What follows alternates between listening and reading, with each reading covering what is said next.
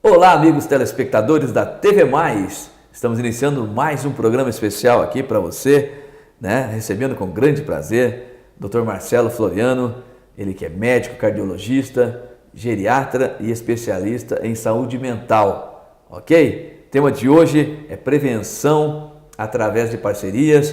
Dr. Marcelo Floriano, que esteve recentemente no Congresso Americano de Psiquiatria, lá na Califórnia, em San Diego, e trouxe para a gente muitas informações importantes e atualizadas. Dr. Marcelo, prazer recebê-lo aqui na TV Mais, seja sempre bem-vindo. Boa noite, Marcos. Boa noite, amigos telespectadores da TV Mais, de Assis e região. É um prazer estarmos juntos. Eu recentemente cheguei desse evento e hoje nós falaremos um pouco sobre não só a psiquiatria, mas também sobre alguns conceitos que nós estivemos vendo lá nos Estados Unidos, sobre a área de saúde mental, e cujo tema desse congresso foi exatamente isso, a prevenção através das parcerias, a prevenção de doenças mentais ou doenças que envolvam a saúde mental de uma maneira geral e que podem ser validadas através de conceitos, de parcerias, através das múltiplas associações e entidades que subsidiam conceitos que vão nortear, através de evidências, a prevenção de doenças ou o rastreamento precoce do aparecimento dessas doenças. Dessa maneira, você institui medidas de grande impacto na sociedade para que minimize o problema das doenças e as suas complicações. Eu vou dar um exemplo mais prático.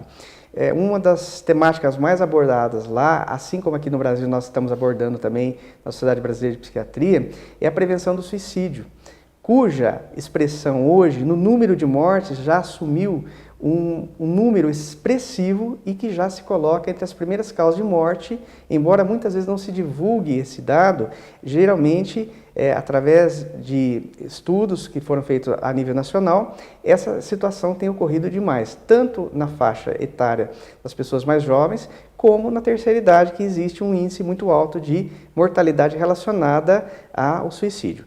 Um exemplo disso é a questão, então, do suicídio e mesmo as outras doenças psíquicas. A detecção precoce dos estados depressivos, mesmo antes que o indivíduo expresse propriamente sinais de depressão classicamente.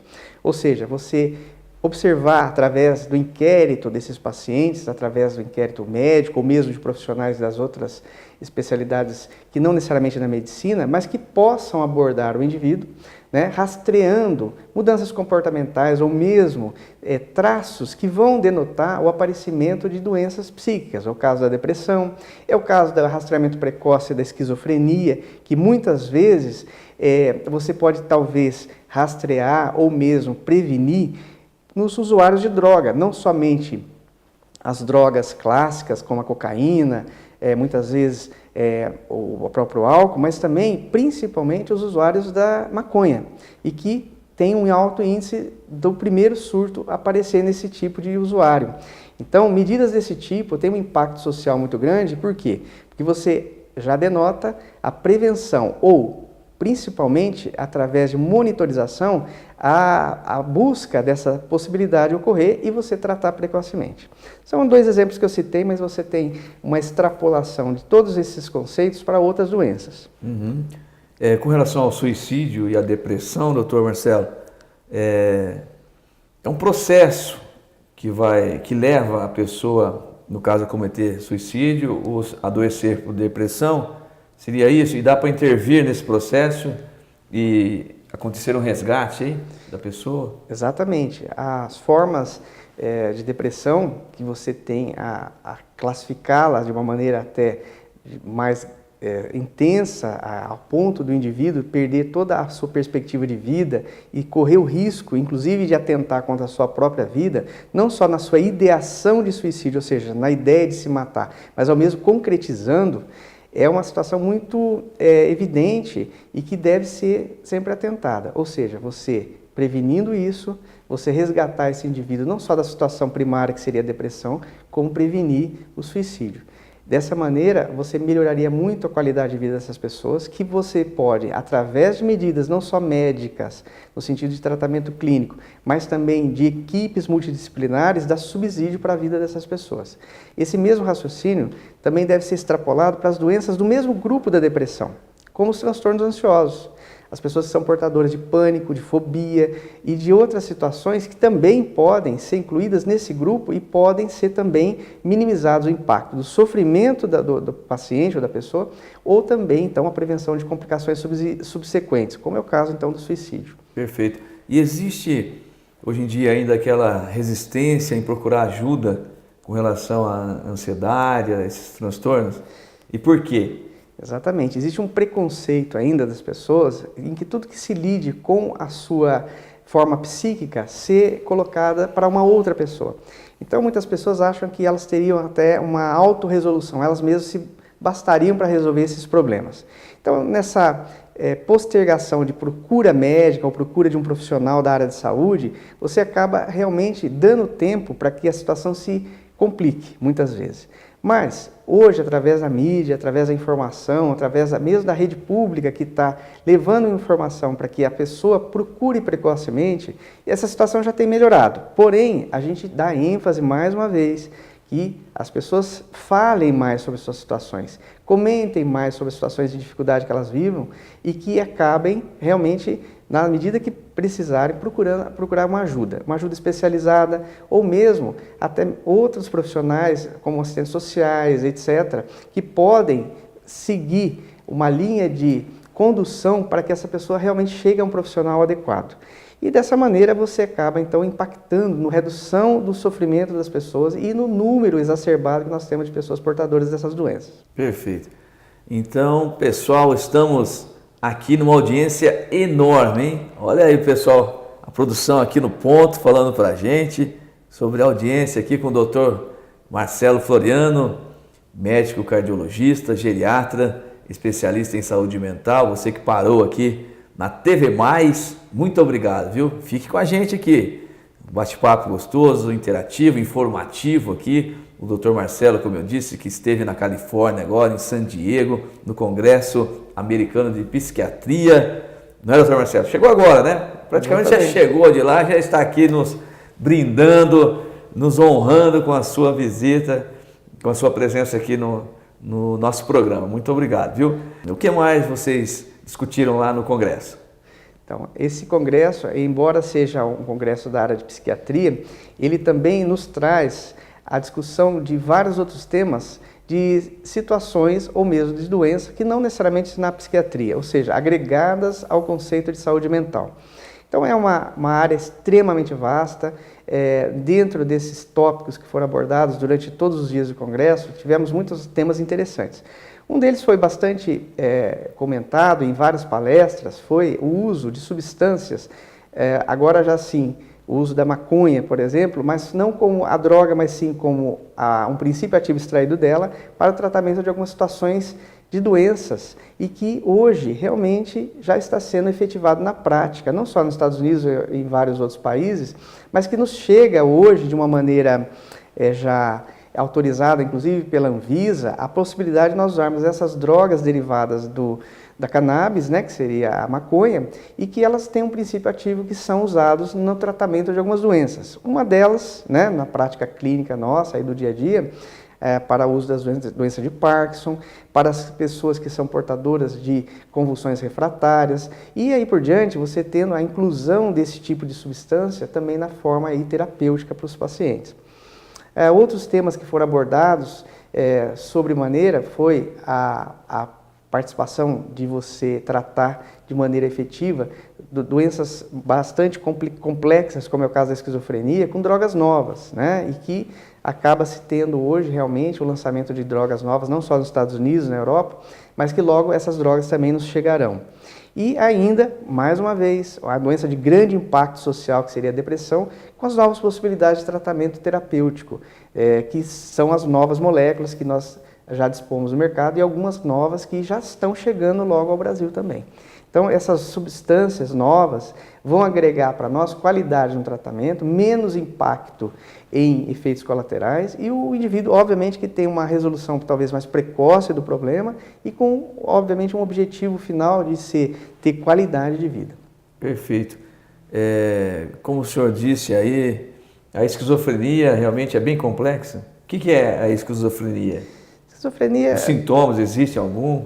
A esquizofrenia talvez seja a doença psiquiátrica mais grave, porque ela realmente, como o termo diz, ela há no seu termo de origem, do nome da doença, esquizofrenia, né, um rompimento da pessoa entre a realidade dela e a realidade do mundo externo. Ou seja, há uma fragmentação do pensamento, em que se traduz por comportamentos impróprios, pensamentos absolutamente, às vezes, desconectados com a realidade e que vão surtir realmente um efeito no convívio dessa pessoa em todos os seus círculos sociais, desde o círculo familiar até o círculo social mais amplo, que seria no trabalho, nos seus estudos, e que acaba colocando essa pessoa numa condição de dificuldade no seu convívio.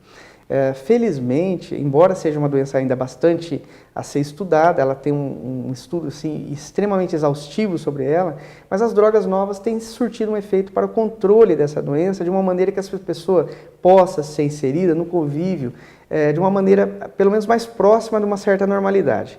Porém, é uma doença que, assim, ainda inspira muito cuidado, inspira ainda muita pesquisa sobre a sua forma de ser tratada. Doutor, só uma curiosidade, com relação ao Alzheimer e Parkinson, qual tem a diferença grande aí, como que é? A doença de Parkinson, a doença de Alzheimer e outras doenças do grupo são chamadas doenças degenerativas. A princípio, acometem mais os indivíduos da terceira idade. Embora nós tenhamos casos hoje já documentados e outros casos até na mídia de doenças, de pessoas que foram acometidas por essas doenças numa faixa etária até um pouco mais nova do que esperado. Porém, são doenças caracterizadas por uma degeneração do tecido nervoso central e que vão produzir alterações psíquicas e não psíquicas. Então, a doença de Parkinson é uma doença que tem um caráter bastante chamado a atenção para o tremor, que é uma das características básicas da doença de Parkinson, mas não necessariamente só o tremor, você vai ter o comprometimento das funções cognitivas e outras funções motoras do corpo na sua evolução. E dessa maneira o indivíduo passa a ser bastante comprometido. É uma doença também que hoje é foco de grande pesquisa, de drogas que estão sendo desenvolvidas para o seu tratamento, assim como a doença de Alzheimer, que é do grupo das degenerativas, talvez a doença que tenha maior impacto, pelo grau de comprometimento das funções cognitivas ser muito, muito devastador e esse indivíduo realmente ficar, às vezes, alheio a toda a realidade também que ele participava. Então, é uma doença bastante grave, as drogas novas vão realmente ser lançadas, nós temos drogas já em pré-lançamento mundial e as novas vão se somar com as nossas que nós já temos aí no mercado mundial. E dessa maneira o tratamento também tentar minimizar o impacto dessas doenças para a vida e a qualidade de vida das pessoas. Sim, e os transtornos obsessivos compulsivos? Então, as doenças desse grupo, que inclui, hoje, doença como o transtorno bipolar, você tem um quadro maníaco, você tem um quadro que inspira alguns comportamentos também impróprios para a vida das pessoas e que acabam sendo hoje também objeto de grande abordagem no sentido de rastreamento, ou seja, diagnóstico, inclusive um diagnóstico precoce que minimizaria o sofrimento das pessoas, que passam a ter um convívio social muito melhor, e também na forma terapêutica, ou seja, você usar drogas mais modernas, drogas que teriam uma ação mais efetiva, menos impacto sobre efeitos colaterais, ou seja, uma droga que seria menos de causar riscos para essas pessoas, como nós tivemos no passado algumas que tinham algum impacto sobre o resto da saúde das pessoas. Então é um transtorno bastante frequente, não é um transtorno então que é raro, ele é muito frequente, mas que nós temos que estar atentos a ele. Inclusive nos questionamentos que nós fazemos a nível de inquérito psíquico das pessoas, nas abordagens clínicas que ocorrem nos ambulatórios ou mesmo nos consultórios, porque muitas vezes a gente tem a noção que essas pessoas precisam ter quadros muito exuberantes, mas não, às vezes as pessoas têm mínimos traços dessas doenças que já denotam a fase precoce da doença, que pode ser já iniciado o seu tratamento, uma abordagem adequada. Doutor Marcelo, eu percebi que o doutor chegou lá dos Estados Unidos muito satisfeito. Isso quer dizer que o Congresso americano foi bastante proveitoso, não é isso? Então, felizmente, eu fiquei muito contente com esse evento. Esse evento é um evento que, para quem gosta de estudar, é realmente um evento extremamente importante. Sempre se aprende desses eventos, não só com as palestras, mas com os simpósios satélites, com o curso que a gente faz paralelo ao corpo principal do Congresso. Eu tive a felicidade, inclusive, de estar num evento, eram poucas pessoas, mas a gente foi convidado, inclusive, para estar com o professor Stahl, que é um dos maiores pesquisadores da área de psiquiatria orgânica no mundo inteiro. Ele é um americano, ele mora e reside em San Diego, e ele realmente é uma das maiores autoridades hoje na área de pesquisa médica, na área psiquiátrica, e realmente a gente fica encantado com a forma que esse profissional e esse pesquisador tem de abordar a psiquiatria. Realmente foi muito prazeroso a gente estar lá e aprender com ele, literalmente aprender ao lado dele ali, e foi muito, muito bonito a gente poder ver como que o trabalho deles realmente é muito objetivo, muito preciso. Realmente os americanos têm uma linha de pesquisa e de atuação na área científica de uma maneira geral bastante atuante. A gente realmente tem muito a aprender com eles.